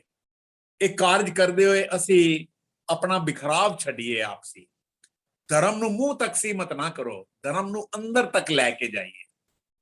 ਜਿਵੇਂ ਬਾਣੀ ਪੜਾਂਗੇ ਨਾ ਵਾਰ-ਵਾਰ, ਜਿਵੇਂ ਪਿਆਜ਼ ਦੇ ਛਿਲਕਿਆਂ ਨੂੰ ਅਸੀਂ ਇੱਕ ਪਰਤ ਉਤਰੇਗੀ, ਦੂਜੀ ਪਰਤ ਆਏਗੀ, ਇਸੇ ਤਰ੍ਹਾਂ ਜਦੋਂ ਬਾਣੀ ਨੂੰ ਵਾਰ-ਵਾਰ ਪੜੋਗੇ, ਤਿਵੇਂ ਤੁਹਾਨੂੰ ਨਵੇਂ-ਨਵੇਂ ਅਰਥ ਪ੍ਰਗਟ ਹੋਣਗੇ। ਸ਼ਬਦ ਵਿੱਚ ਜਿਵੇਂ ਜਿਵੇਂ ਪ੍ਰਵੇਸ਼ ਕਰੋਗੇ, ਤਿਵੇਂ ਨਵੇਂ-ਨਵੇਂ ਦਰਵਾਜ਼ੇ ਖੁੱਲ ਜਾਣਗੇ। ਇਹ ਜਿਹੜੀ ਪੜ੍ਹਨਾ, ਜਿਹੜਾ ਇਸ ਤਰ੍ਹਾਂ ਦਾ ਪੜ੍ਹਨਾ, ਇਸ ਤਰ੍ਹਾਂ ਦਾ ਪਾਠ ਨੂੰ ਸਮਝਣਾ, ਮੈਨੂੰ ਲੱਗਦਾ ਹੈ ਕਿ ਇਹ ਬਹੁਤ ਕਈ ਵਾਰੀ ਲੋਕ ਕਹਿੰਦੇ ਨੇ ਕਿ ਇੱਕ ਦੇਖੋ, ਇੱਕ ਹੁੰਦਾ ਪੜ੍ਹਨਾ, ਇੱਕ ਹੁੰਦਾ ਪਾਠ ਕਰਨਾ। ਬਹੁਤ ਫਰਕ ਹੈ। ਕਿਤਾਬ ਪੜ੍ਹਨ ਲਈ ਹੈ, ਗੁਰੂ ਗ੍ਰੰਥ ਸਾਹਿਬ ਗੁਟਕੇ ਤੋਂ ਪੜ੍ਹ ਲਿਆ, ਪਰ ਜਿਸ ਨੂੰ ਪੜ੍ਹ ਲਿਆ ਫਿਰ ਦੁਬਾਰਾ ਕਿਉਂ ਪੜ੍ਹਿਆ? ਆਮ ਤੌਰ ਕੇ ਬੱਚੇ ਕਹਿੰਦੇ ਨੇ। ਪਾਠ ਦਾ ਅਰਥ ਕੁਝ ਹੋਰ ਹੈ, ਤਾਂ ਹੀ ਅਸੀਂ ਕਹਿੰਦੇ ਹਾਂ ਪਾਠ ਕਰੋ। ਪਾਠ ਦਾ ਅਰਥ ਹੈ ਸੈਂਕੜੋਂ ਵਾਰ, ਹਜ਼ਾਰਾਂ ਵਾਰ, ਲੱਖਾਂ ਵਾਰ, ਕਰੋੜਾਂ ਵਾਰ ਪੜ੍ਹਨਾ ਹੈ, ਰੋਜ਼ ਪੜ੍ਹਨਾ ਹੈ, ਜੀਵਨ ਭਰ ਪੜ੍ਹਨਾ ਹੈ। ਸਾਨੂੰ ਨਿਤਨੇਮ ਕਰਨ ਲਈ ਤਾਕੀਦ ਹੈ। ਸੌਰੀ, ਰੋਜ਼ ਪਾਠ ਕਰਨ ਦਾ ਅਰਥ ਕੀ ਹੈ? ਇਹ ਸਧਾਰਨ ਪੜ੍ਹਨਾ ਨਹੀਂ ਹੈ, ਬਹੁਤ ਗਹਿਰੇ ਅਰਥ ਨੇ ਇਹਦੇ ਵਿੱਚ, ਕਿ ਇਹਨੂੰ ਜਿਵੇਂ ਅਸੀਂ ਪੜਾਂਗੇ, ਨਵੇਂ ਇਹਦੇ ਵਿੱਚ ਇਹਦੇ ਤੁਹਾਨੂੰ ਮਤਲਬ ਸਮਝ ਆਣਗੇ, ਨਵੇਂ ਮੀਨਿੰਗ ਸਮਝ ਆਣਗੇ। ਕਿਉਂਕਿ ਅਸੀਂ ਪਾਠ ਕਰਨਾ ਸੈਲਫ ਇੰਪਰੂਵਮੈਂਟ ਵਾਸਤੇ, ਅਪ ਦੀਪੋ ਭਵ ਲਈ। ਗੁਰ ਪਰਮੇਸ਼ਰ ਪੂਜੀਏ, ਮਨ ਤਨ ਲਾਏ ਪਿਆਰ ਵਾਸਤੇ ਅਸੀਂ ਪਾਠ ਕਰਨਾ ਹੈ। ਬੱਚਿਆਂ ਨੂੰ ਪਾਠ ਕਰਨ ਵੇਲੇ ਇਹੀ ਚੀਜ਼ਾਂ ਸਮਝਾਣੀਆਂ ਨੇ। ਦੇਖੋ, ਹੁਣ ਗੁਰੂ ਨਾਨਕ ਸਾਹਿਬ ਜਦੋਂ ਅਸੀਂ ਜਪਜੀ ਸਾਹਿਬ ਪੜ੍ਹਦੇ ਹਾਂ, ਮੈਂ ਇੱਕ ਗੱਲ ਬੜੀ ਸਪਸ਼ਟ ਕਰ ਦੇਵਾਂ ਕਿ ਗੁਰੂ ਨਾਨਕ ਸਾਹਿਬ ਦਾ ਜਿਹੜਾ ਧਰਮ ਹੈ, ਕੋਈ ਟੈਕਨੋਲੋਜੀ ਨਹੀਂ ਹੈ ਕਿ ਪੜ੍ਹਿਆ ਤਾਂ ਤੁਹਾਡਾ ਕੰਮ ਹੋ ਗਿਆ। ਇਹਦੇ ਚ ਅਮਲ ਦੀ ਬੜੀ ਜ਼ਰੂਰਤ ਹੈ, ਪ੍ਰੈਕਟਿਸ ਦੀ ਬੜੀ ਜ਼ਰੂਰਤ ਹੈ। ਗੁਰੂ ਨਾਨਕ ਦਾ ਧਰਮ ਆਤਮ ਗਿਆਨ ਹੈ, ਗੁਰੂ ਨਾਨਕ ਦਾ ਧਰਮ ਸਵੇ ਗਿਆਨ ਹੈ। ਗੁਰੂ ਨਾਨਕ ਸਾਹਿਬ ਨੇ ਸਾਨੂੰ ਸ਼ਬਦ ਗੁਰੂ ਦੀ ਜਿਹੜੀ ਗੱਲ ਕੀਤੀ, ਸ਼ਬਦ ਗੁਰੂ ਵਿੱਚ, ਗੁਰੂ ਨਾਨਕ ਸ਼ਬਦ ਦੇ ਗੁਰੂ ਵਿੱਚ, ਸ਼ਬਦ ਦੇ ਵਿੱਚ ਜੀਵਤ ਨੇ। ਭਾਈ ਵੀਰ ਸਿੰਘ ਨੇ ਕਿੱਥੇ ਲਿਖਿਆ ਕਿ ਜਦੋਂ ਤੁਸੀਂ ਬਾਣੀ ਪੜ੍ਹਦੇ ਹੋ ਤੇ ਗੁਰੂ ਨਾਨਕ ਦੇ ਮਨ ਵਿੱਚ ਝਾਤ ਬਰਾਬਰ ਹੈ। ਜਦੋਂ ਗੁਰਬਾਣੀ ਸਮਝਦੇ ਹੋ ਤਾਂ ਐਂ ਲੱਗਦਾ ਜਿਵੇਂ ਤੁਸੀਂ ਗੁਰੂ ਨਾਨਕ ਤੁਹਾਡੇ ਅੰਦਰ ਆ ਜਾਣਗੇ। ਉਹ ਹੈ ਨਾ, ਜਦੋਂ ਪਾਠ ਦੀ ਗੱਲ ਕਰਦੇ ਆ, ਜਿਸ ਤੂੰ ਆਵੇ ਚਿਤ ਤਿਸ ਨੂੰ ਸਦਾ ਸੁਖ। ਜਦੋਂ ਪੜਾਂਗੇ ਪ੍ਰਮਾਤਮਾ ਦਾ ਅਹਿਸਾਸ ਹੋਏਗਾ, ਜਿਸ ਤੂੰ ਆਵੇ ਚਿਤ, ਜਿਹਦੇ ਜੋ ਤੇ ਪ੍ਰਮਾਤਮਾ ਚਿੱਤ ਵਿੱਚ ਆਏਗਾ, ਤਿਸ ਨੂੰ ਸਦਾ ਸੁਖ। ਜਿਸ ਤੂੰ ਆਵੇ ਚਿਤ ਤਿਸ ਜਮ ਨਾ ਦੁੱਖ, ਉਹਨੂੰ ਕਦੀ ਦੁੱਖ ਹੋਏਗਾ ਹੀ ਨਹੀਂ ਜਿਹਨੂੰ ਪ੍ਰਮਾਤਮਾ ਦਾ ਅਹਿਸਾਸ ਹੋ ਜਾਏਗਾ। ਜਿਸ ਤੂੰ ਆਵੇ ਚਿਤ ਤਿਸ ਕੀ ਮਾਇਆ, ਜਿਸ ਕਾ ਕਰਤਾ ਮਿੱਤਰ ਸਭ ਕਾਜ ਸਵਾਰਿਆ। ਤੁਹਾਡੇ ਸਾਰੇ ਜਿਹੜੇ ਨੇ ਉਹ, ਅੱਛਾ ਇੱਕ ਗੱਲ ਮੈਂ ਹੋਰ ਮੈਨੂੰ ਧਿਆਨ ਆ ਗਈ, ਕਿਉਂਕਿ ਅਸੀਂ ਕੰਪੈਰੀਟਿਵ ਰਿਲੀਜਨ ਕਰਦੇ ਸੀ, ਉਹਦੇ ਵਿੱਚ ਕ੍ਰਿਸਚੀਅਨਿਟੀ ਵੀ ਬਾਈਬਲ ਦੀ ਗੱਲ ਆਈ ਤੇ ਇੱਕ ਥਾਂ ਤੇ ਨਾ ਬਾਈਬਲ ਦੇ ਵਿੱਚ ਲਿਖਿਆ ਹੋਇਆ ਸੀ, ਉਹ ਕ੍ਰਾਈਸਟ ਕਹਿ ਰਹੇ ਨੇ ਆਪਣੇ ਚੇਲਿਆਂ ਨੂੰ ਕਿ ਤੂੰ ਇੱਕ ਵਾਰ ਨਹੀਂ 1000 ਵਾਰ ਪੜ੍ਹ ਲੈ, ਮੈਨੂੰ ਇਹਦੇ ਨਾਲ ਕੋਈ ਮਤਲਬ ਨਹੀਂ। ਮੈਨੂੰ ਤਾਂ ਉਹ ਪਲ, ਉਹ ਮੂਵਮੈਂਟ ਮੇਰੇ ਲਈ ਅਹਿਮ ਹੈ, ਜਿਸ ਮੂਵਮੈਂਟ ਤੂੰ ਮੇਰੇ ਨਾਲ ਕਨੈਕਟ ਹੋ। ਤੇ ਮੈਂ ਜਦੋਂ ਗੁਰੂ ਗ੍ਰੰਥ ਸਾਹਿਬ ਵੇਖ ਰਿਹਾ ਸੀ, ਪੜ੍ਹ ਰਿਹਾ ਸੀ, ਤਾਂ ਉਹਦੇ ਵਿੱਚ ਸ਼ਬਦ ਆ ਗਿਆ, ਸਾ ਵੇਲਾ ਸੋ ਮੂਰਤ, ਸਾ ਘੜੀ ਸੋ ਮੂਹਤ, ਸਫਲ ਹੈ ਮੇਰੀ ਜ਼ਿੰਦੜੀ ਜਿਤ ਹਰ ਮੇਰਾ ਚਿਤ ਆਵੇ ਰਾਮ। ਲੋ ਸੇਮ ਗੱਲ ਆ ਗਈ। ਮੈਨੂੰ ਉਹ ਮੂਹਤ, ਉਹ ਵੇਲਾ, ਉਹ ਘੜੀ, ਉਹ ਘੰਟਾ, ਮੈਨੂੰ ਉਹ ਤੇਰਾ ਸਫਲ ਹੈ ਜਿਸ ਵੇਲੇ ਮੇਰੀ ਜ਼ਿੰਦੜੀ ਤੇਰੇ ਅੰਦਰ ਪਰਮਾਤਮਾ ਚਿਤ ਆ ਜਾਏ, ਜਿਤ ਹਰ ਮੇਰਾ ਚਿਤ ਆਵੇ ਰਾਮ। ਇਹ ਗੱਲ ਇਸ ਤਰ੍ਹਾਂ ਜਦੋਂ ਅਸੀਂ, ਮੈਨੂੰ ਲੱਗਦਾ ਕਿ ਜੇ ਇਸ ਤਰ੍ਹਾਂ ਜਦੋਂ ਅਸੀਂ ਬੱਚਿਆਂ ਨੂੰ ਦੱਸਾਂਗੇ, ਸਿਖਾਵਾਂਗੇ ਕਿ ਇਹ ਜਿਹੜੇ ਅਸੀਂ ਪਾਠ ਕਿਉਂ ਕਰਦੇ ਆ। ਬੜੇ ਲੋਕ ਇਹ ਵੀ ਸਵਾਲ ਪੁੱਛਦੇ ਨੇ ਤੇ ਜਵਾਬ ਦੇਣ ਵਾਲੇ ਕੀ ਦਿੰਦੇ ਨੇ। ਕਈ ਕਹਿੰਦੇ ਨੇ ਅਸੀਂ ਸੁੱਖਾਂ ਲਈ ਪਾਠ ਕਰਦੇ ਆ, ਕਈ ਕਹਿੰਦੇ ਨੇ ਚੰਗੀਆਂ ਚੀਜ਼ਾਂ ਮਿਲ ਜਾਣ, ਕਈ ਕਹਿੰਦੇ ਨੇ ਜ਼ਿੰਦਗੀ ਸਫਲ ਹੋ ਜਾਈਏ, ਕਈ ਕਹਿੰਦੇ ਨੇ ਬਿਮਾਰੀ ਦੂਰ ਕਰਨ ਲਈ, ਕਈ ਕਹਿੰਦੇ ਨੇ ਆਪਣੇ ਮਾਤਾ ਪਿਤਾ ਲਈ। ਤੋ ਇਹ ਜਦੋਂ ਤੁਹਾਡਾ ਮੈਂਟਲ ਲੈਵਲ ਜਿਹੜਾ ਹੈ, ਇਹ ਜਦੋਂ ਤੁਹਾਡਾ ਪੋਜ਼ਿਟਿਵ ਹੋ ਜਾਏਗਾ ਤਾਂ ਤੁਹਾਡਾ ਹਰ ਕੀਤਾ ਕੰਮ ਜਿਹੜਾ ਹੈ ਉਹ ਸਫਲ। ਹੁਣ ਇੱਕ ਗੁਰੂ ਅਮਰਦਾਸ ਜੀ ਦਾ ਸ਼ਬਦ ਹੈ, ਔਰ ਕਮਾਲ ਦਾ ਸ਼ਬਦ ਹੈ ਕਿ ਉਹ ਕਹਿੰਦੇ ਨੇ ਕਿ ਭਈ ਗੁਰੂ ਸਾਹਿਬ ਇਹ ਪਾਠ ਜਿਹੜਾ ਕੀਤਾ ਹੈ ਕਿਵੇਂ ਸਫਲ ਹੈ। ਤੇ ਹੁਣ ਉਹ ਗੁਰੂ ਅਮਰਦਾਸ ਜੀ ਦਾ ਸ਼ਬਦ ਹੈ 553 ਅੰਗ ਦਾ। ਉਹ ਕਹਿੰਦੇ ਨੇ ਕਿ ਇਹਾ ਸੰਧਿਆ ਪ੍ਰਵਾਨ ਹੈ, ਜਿਤ ਹਰ ਪ੍ਰਭ ਮੇਰਾ ਚਿਤ ਆਵੇ। ਹੁਣ ਸੰਧਿਆ ਕੀ ਹੈ? ਸੰਧਿਆ ਨੂੰ ਕਹਿ ਲੋ, ਪੂਜਾ ਕਹਿ ਲੋ, ਪਾਠ ਕਹਿ ਲੋ, ਅਰਦਾਸ ਕਹਿ ਲੋ, ਪ੍ਰੇ ਕਹਿ ਲੋ। ਉਹੀ ਸੰਧਿਆ, ਉਹੀ ਪਾਠ, ਉਹੀ ਪੂਜਾ, ਉਹੀ ਪ੍ਰੇ ਸਫਲ ਹੈ ਜਿਸ ਪ੍ਰੇ ਕਰਨ ਨਾਲ ਉਹ ਪਰਮਾਤਮਾ ਤੁਹਾਡੇ ਚਿੱਤ ਵਿੱਚ ਆ ਜਾਵੇ। ਹਰ ਪ੍ਰਭ ਮੇਰਾ ਚਿਤ ਆਵੇ। ਤੋ ਪਾਠ ਕਰਨ ਵੇਲੇ ਅਗਰ ਅਸੀਂ ਬੱਚਿਆਂ ਨੂੰ ਇਹ ਸਮਝਾਈਏ, ਕਿਉਂਕਿ ਇੱਕ ਗੱਲ ਦਾ ਧਿਆਨ ਰੱਖ ਲਈਏ, ਉਹਨਾਂ ਨੇ ਸਪਸ਼ਟ ਕਰਤਾ ਗੁਰੂ ਗ੍ਰੰਥ ਸਾਹਿਬ ਨੇ, ਸਤਿਗੁਰ ਨੂੰ ਸਭ ਕੋ ਵੇਖਦਾ ਜੇਤਾ ਜਗਤ ਸੰਸਾਰ, ਡਿੱਠੇ ਮੁਕਤ ਨਾ ਹੋਵੇ। ਅੱਗੇ ਕੀ कहता है, ਜਿਚਰ ਸ਼ਬਦ ਨਾ ਕਰੇ ਵਿਚਾਰ। ਜਦੋਂ ਤੱਕ ਵਿਚਾਰ ਨਹੀਂ ਹੋਏਗਾ ਸ਼ਬਦ ਦਾ, ਜ਼ਿੰਦਗੀਆਂ ਤਾਂ ਅਸੀਂ ਕਿਉਂ। ਮੇਰੇ ਕੋਲ, ਮੈਂ ਤੁਹਾਨੂੰ ਸੱਚ ਦੱਸ ਰਿਹਾ, ਮੇਰੇ ਕੋਲ ਇੱਕ ਬਜ਼ੁਰਗ ਆਏ 75 ਕੇ 80 ਸਾਲ ਦੇ। ਉਹ ਕਹਿਣ ਲੱਗੇ ਮੈਨੂੰ 25 ਸਾਲ ਹੋ ਗਏ ਨੇ ਮੈਂ ਪਾਠ ਕਰ ਰਿਹਾ, ਪਰ ਮੇਰੀ ਜ਼ਿੰਦਗੀ ਟ੍ਰਾਂਸਫੋਰਮੇਸ਼ਨ ਨਹੀਂ ਹੋ ਰਹੀ। ਟ੍ਰਾਂਸਫੋਰਮੇਸ਼ਨ ਤਾਂ ਆਏਗੀ ਜਦੋਂ ਤੱਕ ਅਸੀਂ ਸ਼ਬਦ ਦਾ ਵਿਚਾਰ ਨਹੀਂ ਕਰਾਂਗੇ। ਵਿਚਾਰ ਕਰਨ ਬੜਾ ਵਧੀਆ ਹੈ। ਭਾਈ ਗੁਰਦਾਸ ਕਹਿ ਗਏ ਸੀ ਨਾ, ਪੁੱਛਤ ਹੈ ਪਥ ਤੇ ਮਾਰਗ ਨਾ ਧਰੇ ਪਗ, ਪ੍ਰੀਤਮ ਕੇ ਦੇਸ਼ ਕੈਸੇ ਬਾਤਨ ਸੇ ਜਾਈਏ। ਪੁੱਛਦੇ ਤਾਂ ਪਥ ਤਾਂ ਪੁੱਛ ਲਿਆ, ਰਸਤਾ ਕਿੱਥੇ ਜਾਂਦਾ, ਪਰ ਪੈਰ ਅੱਗੇ ਚੱਕਿਆ ਨਹੀਂ ਹੈ। ਪੁੱਛਤ ਹੈ ਵੈਦ ਖਾਤ ਔਖਦ ਨਾ ਸੰयम ਸੇ, ਕੈਸੇ ਮਿਟੇ ਰੋਗ ਸੁਖ ਸਹਿਜ ਸਮਾਈਏ। ਡਾਕਟਰ ਕਰੀ ਜਾਵਾਂਗੇ ਤਾਂ ਤੁਸੀਂ ਠੀਕ ਕਿਵੇਂ ਹੋ ਪਾਓਗੇ। ਖਾਂਡ ਕਹੇ ਜੇਬਾ ਨਾ ਸਵਾਦ ਮਿੱਠੋ ਆਵੇ। ਜਦ ਤੱਕ ਖੰਡ ਖਾਓਗੇ ਨਹੀਂ, ਕਈ ਮੂੰਹੋਂ ਕਹੀ ਜਾਵਾਂਗੇ ਖੰਡ, ਤੇ ਸਵਾਦ ਕਿੱਥੋਂ ਆ ਜਾਏਗਾ। ਅਗਨੀ ਕਹੇ ਸੀਤ ਨਾ ਵਿਨਾਸ਼ ਹੈ। आगा कही जाओ तो तुहानू कोई निग नहीं मिलेगी। इसे लिए कहते तैसे ज्ञान गोष्ठ करत कहत न रहत पावे, करनी प्रधान बाण उदत आकाश है। करनी प्रधान पाठ करना बहुत मुबारक है, एक बार नहीं 10 बार करो, लेकिन किसी एक बाणी दी किसी एक लाइन नू समझ के उस ते अमल कर दो। करनी प्रधान तां जिंदगियां दे ट्रांसफॉर्मेशन होएगा। बहुत जरूरी है इस गल नू। वो कहते however may holy words you read, however may holy words you speak, what good will they do if you do not understand and act upon them. जे ਉਹਨੂੰ ਅਸੀਂ ਐਕਟ ਨਹੀਂ ਕਰ ਅੰਡਰਸਟੈਂਡ ਨਹੀਂ ਕਰਾਂਗੇ, ਜੇ ਉਸ ਨੂੰ ਅਸੀਂ ਉਹਦੇ ਉੱਤੇ ਉਹਨਾਂ ਦੇ ਕਹੇ ਸਭ ਚੱਲਾਂਗੇ ਨਹੀਂ, ਸਾਡੀ ਜ਼ਿੰਦਗੀਆਂ 'ਚ ਪਰਿਵਰਤਨ ਕਿਵੇਂ ਆਏ? ਤਾਂ ਹੀ ਤਾਂ ਗੁਰੂ ਸਾਹਿਬ ਨੇ ਕਿਹਾ ਸੀ ਦੀਵਾ ਬਲੇ ਅੰਧੇਰਾ ਜਾਏ, वेद पाठ मत पापा खाए, गुरबाणी धार्मिक ग्रंथ समझण नाल गुना भरी अकल दा नाश हो जाए होएगा। जे समझांगे नहीं तां फिर किवें होएगा? जय ज्ञान प्रकाश अज्ञान मिटेंत। वेद पाठ संसार की कार के धार्मिक ग्रंथ बाणी या गुरबाणी संसार दी कार बन गई है। इनू धंधा ना बनाओ, इनू आप पढ़ो, पढ़ के आप ਉਹਦੇ ਉੱਤੇ ਵਿਚਾਰ ਕਰੋ। ਬਿਨ ਬੂਝੇ ਸਭ ਹੋਏ ਖੁਆਰ, ਨਾਨਕ ਗੁਰਮੁਖ ਉਤਰਸ ਪਾਰ। ਸਾਨੂੰ ਵਾਰ-ਵਾਰ ਸਮਝਾਇਆ ਗਿਆ ਬਿਨ ਤੇਲ ਦੀਵਾ ਕਿਉਂ ਜਲੇ। ਇਹ ਤੇਲ ਕੀ ਹੈ? ਪੋਥੀ ਪੁਰਾਣ ਕਮਾਈਏ, ਬੋ ਵੱਟੀ ਇਹ ਤਨ ਪਾਈਏ, ਸੱਚ ਬੂਝਣ ਆਨ ਜਲਾਈਏ, ਇਹ ਤੇਲ ਦੀਵਾ ਇਉਂ ਜਲੇ। ਬੋ ਵੱਟੀ ਪਰਮਾਤਮਾ ਦਾ ਡਰ, ਉਹਨੂੰ ਵਟ ਬਣਾਓ ਦੀਵੇ ਦੀ। ਇਤ ਤਨ ਪਾਈਏ, ਦੀਵੇ ਦੀ ਪੱਟੀ ਦੇ ਰੂਪ ਵਿੱਚ ਉਹਨੂੰ ਪਾ ਦਿਓ। ਸੱਚ ਬੂਝਣ ਆਨ ਜਲਾਈਏ, ਸੱਚ ਦੇ ਨਾਲ ਉਹ ਜਲੇ। ਇਹ ਤੇਲ ਦੀਵਾ ਇਉਂ ਜਲੇ। ਫਿਰ ਉਹ ਜਿਹੜਾ ਗਿਆਨ ਹੈ ਉਹ ਤਾਂ ਆਏਗਾ। ਕਿਉਂਕਿ ਮੈਂ ਅਕਸਰ ਇਹ ਗੱਲ ਕਹਿਣਾ ਕਿ ਆਕਾਸ਼ ਵੱਲ ਉੱਠਦੇ ਦਰਖਤ ਦੀ ਉਚਾਈ ਉਸ ਦੀਆਂ ਜੜ੍ਹਾਂ ਦੀ ਗਹਿਰਾਈ ਤੇ ਆਧਾਰਿਤ ਹੈ। ਇਹ ਕੁਦਰਤ ਦਾ ਨਿਯਮ ਹੈ, ਜੀਵਨ ਤੇ ਵੀ ਲਾਗੂ ਹੁੰਦਾ ਹੈ।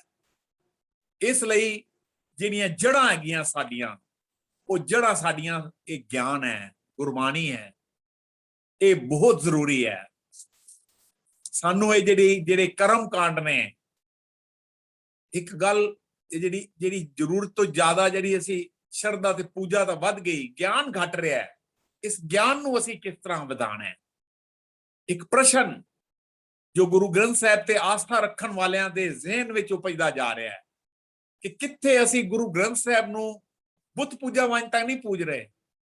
ਇਸ ਲਈ ਅਸੀਂ ਵਾਰ-ਵਾਰ ਕਹਿੰਦੇ ਹਾਂ ਬਾਣੀ ਨੂੰ ਪੜ੍ਹਨਾ ਚਾਹੀਦਾ ਹੈ, ਬਾਣੀ ਨੂੰ ਸਮਝਣਾ ਚਾਹੀਦਾ ਹੈ, ਬਾਣੀ ਨੂੰ ਕੰਠ ਵੀ ਕਰਨਾ ਚਾਹੀਦਾ ਹੈ, ਬਾਣੀ ਗਾਣੀ ਵੀ ਚਾਹੀਦੀ ਹੈ, ਬਾਣੀ ਇੰਜੋਏ ਬਾਣੀ। ਇਸ ਲਈ ਜਦੋਂ ਤੱਕ ਗੁਰੂ ਨਾਨਕ ਸਾਹਿਬ ਦੇ ਧਰਮ ਦੇ ਸਿਧਾਂਤ ਤੇ ਸੰਕੇਤਾਂ ਨੂੰ ਸਮਝੇ ਬਿਨਾਂ ਸਿੱਖੀ ਨੂੰ ਨਹੀਂ ਸਮਝਿਆ ਜਾ ਸਕਦਾ। ਔਰ ਗੁਰੂ ਨਾਨਕ ਸਾਹਿਬ ਦੇ ਸਿਧਾਂਤ ਤੇ ਸੰਕੇਤ ਕੀ ਸੀ? ਇੱਕੋ ਹੀ ਗੱਲ ਸਮਝ ਜਾਈਏ, ਸ਼ਬਦ ਗੁਰੂ ਸੁਰਤ ਧੁਨ ਚੇਲਾ। ਸ਼ਬਦ ਤੇ ਸੁਰਤ ਨੂੰ ਸਮਝਣਾ ਪਏਗਾ। ਇਹ ਗੁਰਦੁਆਰੇ ਸਾਡੇ ਗੁਰੂ ਨਾਨਕ ਦੇ ਸਕੂਲ ਨੇ।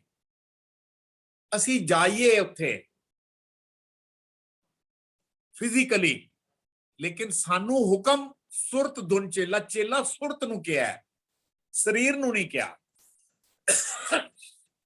ਸ਼ਬਦ ਦੇ ਨਾਲ ਸੁਰਤ ਚੇਲਾ।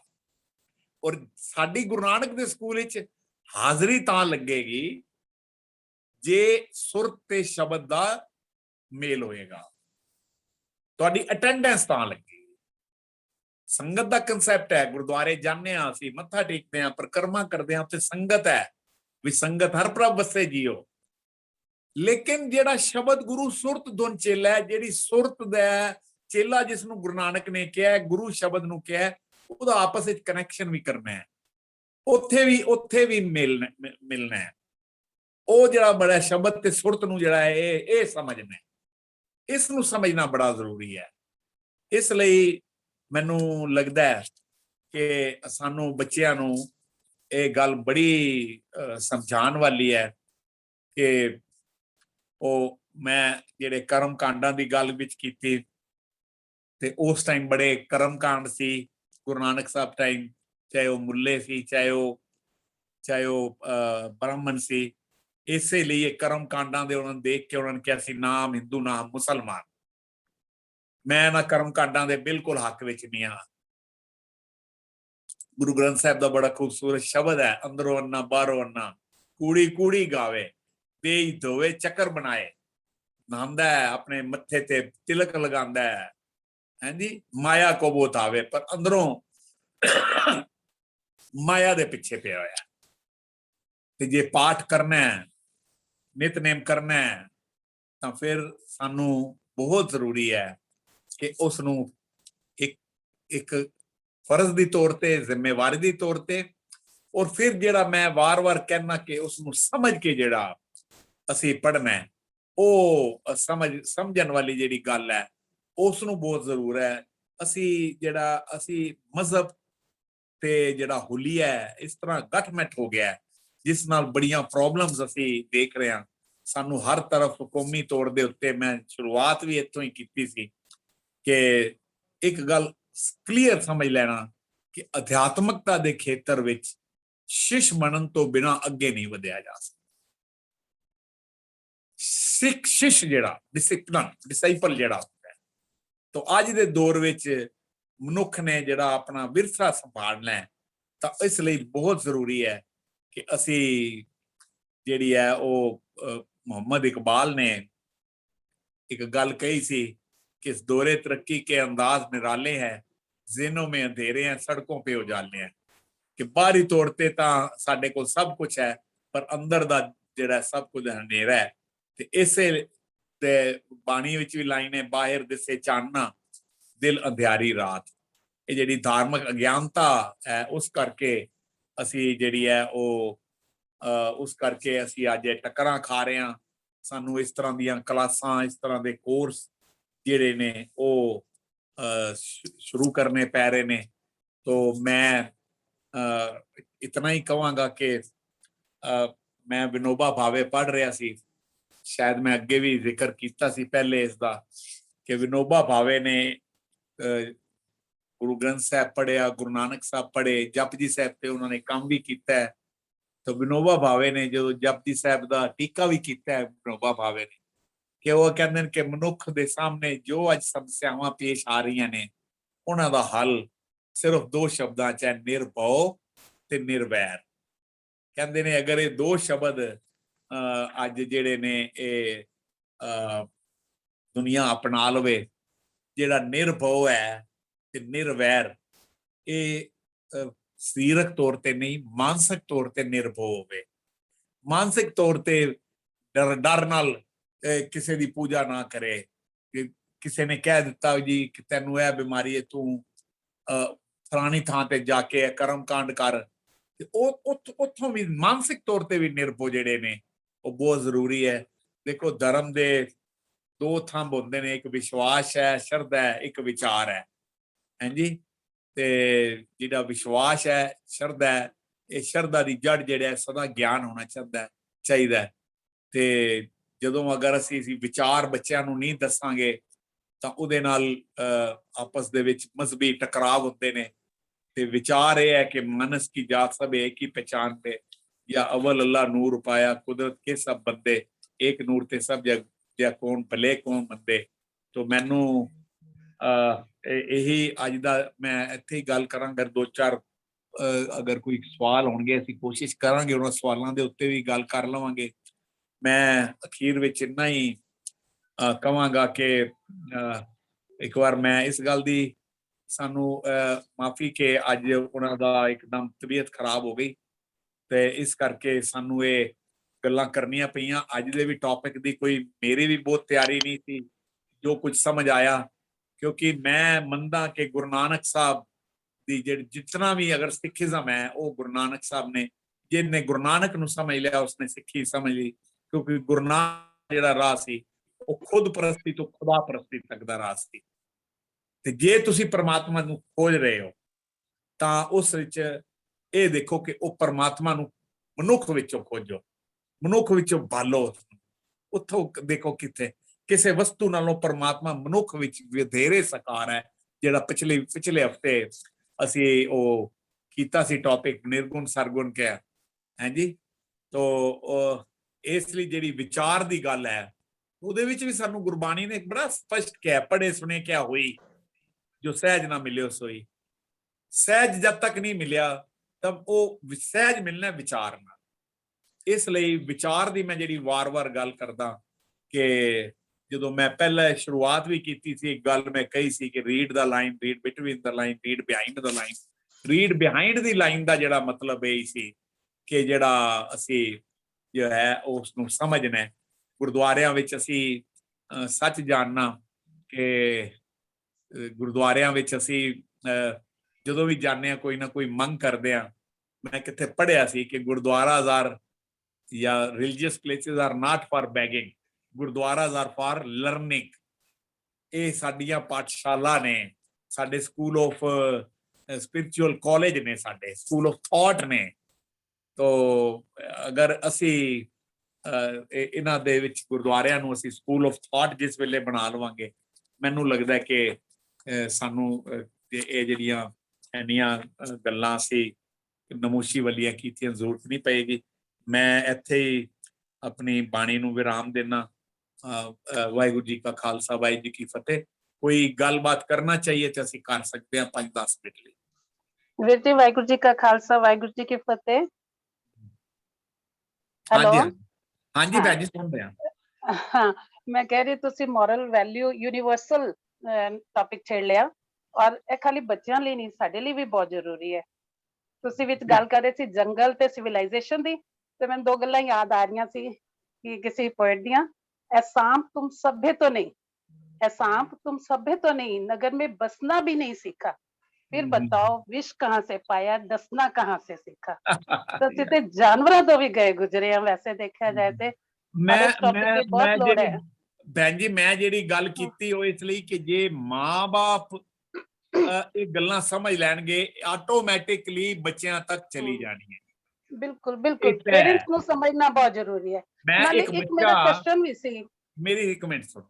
ਇੱਕ ਬੱਚੇ ਨੂੰ ਪਿਤਾ ਲੈ ਕੇ ਗਿਆ ਇੱਕ ਸੰਤ ਕੋਲ ਕਿ ਜੀ ਇਹਨੂੰ ਆਸ਼ੀਰਵਾਦ ਦਿਓ ਕਿ ਇੱਕ ਚੰਗਾ ਇਨਸਾਨ ਬਣੇ। ਉਹਨੇ ਕਿਹਾ ਇਹਦੇ ਚ ਆਸ਼ੀਰਵਾਦ ਦੀ ਜ਼ਰੂਰਤ ਨਹੀਂ ਹੈ, ਤੂੰ ਆਪ ਚੰਗਾ ਇਨਸਾਨ ਬਣ ਜਾਏ, ਆਟੋਮੈਟਿਕਲੀ ਬਣ ਜਾਏ। ਬਿਲਕੁਲ ਇਨਹੈਰਿਟ ਹੋ ਜਾਏਗਾ। You create the environment and environment will do the job। ਬੱਚਿਆਂ ਨੂੰ ਇਨਵਾਇਰਨਮੈਂਟ ਚਾਹੀਦਾ ਜਿਹੜਾ ਅਸੀਂ ਸ਼ਾਇਦ ਦੇ ਨਹੀਂ ਪਾ ਰਹੇ, ਤੇ ਸਾਡੀ ਆਪਣੀਆਂ ਕਮੀਆਂ ਨੇ। ਚਲੋ ਕੋਈ ਸਵਾਲ ਹੋਰ ਹੋਏ ਤਾਂ। ਹਾਂ, ਇੱਕ ਕੁਐਸਚਨ ਸੀ ਆਸਾ ਕੀ ਵਾਰ ਨਾਲ ਰਿਲੇਟਡ, ਮੈਂ ਨਹੀਂ ਚਾਹ ਰਹੀ ਕਿ ਅੱਜ ਹੀ ਦੋ, ਪਰ ਮੈਨੂੰ ਕਲੀਅਰ ਕਰਵਾ ਦੇਣਾ ਜਦੋਂ ਵੀ ਟੌਪਿਕ ਹੋਏਗਾ ਕਿ ਆਸਾ ਕੀ ਵਾਰ ਵੈਸੇ ਹੀ ਲੰਮੇਰੀ ਬਾਣੀ ਹੈ, 24 ਪੌੜੀਆਂ ਨੇ, ਵਿੱਚ ਸ਼ਲੋਕ ਵੀ ਨੇ, ਹੈ ਨਾ, ਤੇ ਜਿਹੜੀ ਗਾਇਨ ਕੀਤੀ ਜਾਂਦੀ ਹੈ ਉਹਦਾ ਸਰੂਪ ਗੁਰੂ ਗ੍ਰੰਥ ਸਾਹਿਬ ਜੀ ਦੇ ਸਰੂਪ ਨਾਲੋਂ ਵੱਖਰਾ ਹੈ। ਇੱਕ ਪੌੜੀ ਹੋਰ ਜੋੜੀ ਹੋਈ ਹੈ ਚੌਥੀ ਪਾਤਸ਼ਾਹੀ ਦੀ, ਕਿ ਲੰਮੇਰੀ ਬਾਣੀ ਨੂੰ ਵੀ ਗਾਇਨ ਕਰਨ ਵਾਸਤੇ ਹੋਰ ਲੰਮਾ ਕਿਉਂ ਕੀਤਾ ਗਿਆ, ਕਾਰਨ ਥੋੜਾ ਜਿਹਾ ਮੈਂ ਜਾਨਣਾ ਚਾਹਾਂਗੀ। ਠੀਕ ਹੈ, ਬਸ ਠੀਕ ਹੈ ਜੀ, ਠੀਕ ਹੈ। ਕੋਈ ਹੋਰ ਜੀ, ਹੋਰ ਸਵਾਲ? ਇਹ ਤੁਹਾਡਾ ਮੈਂ ਸਵਾਲ ਨੋਟ ਕਰ ਲਿਆ। ਹਾਂਜੀ, ਥੈਂਕ ਯੂ ਜੀ, ਥੈਂਕ ਯੂ। ਭੈਣ ਜੀ ਪੁੱਛ ਲਓ ਕੋਈ ਹੋਰ। ਕੋਈ ਕੁਐਸਚਨ ਪੁੱਛਣਾ ਚਾਹੁੰਦਾ ਤੇ ਆਪ ਵੀ ਪੁੱਛ ਸਕਦੇ ਹੋ, ਜੋ ਪਹਿਲਾਂ ਵੀ ਸਟਾਰਟਿੰਗ ਤੋਂ ਬੇਨਤੀ ਕੀਤੀ ਹੈ ਕਿ ਤੁਹਾਡੀ ਆਵਾਜ਼ ਨਹੀਂ ਆ ਰਹੀ।